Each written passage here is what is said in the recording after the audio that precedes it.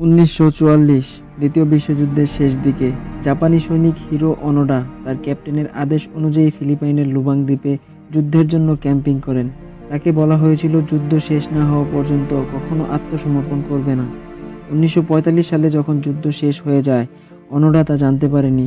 সে জঙ্গলের গভীরে লুকিয়ে থাকত, দিনে গুহায় আশ্রয় আর রাত হলে গাছে ঘুম, আবার খাবারের জন্য গোপনে গ্রামে প্রবেশ করত। এভাবে প্রায় 30 বছর ধরে সে ভেবেছিল শত্রু এখনো চারপাশে আছে আর যুদ্ধ চলছে।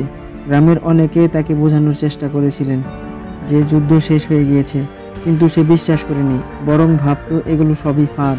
অবশেষে 1974 সালে তার পুরনো কমান্ডার এসে তাকে বলে যুদ্ধ শেষ হয়ে গিয়েছে অনেক আগেই।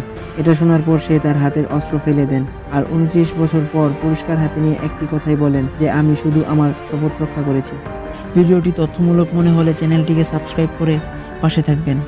আজকের মতো এ পর্যন্তই, দেখা হবে অন্য এক রহস্য নিয়ে। সাবস্ক্রাইব।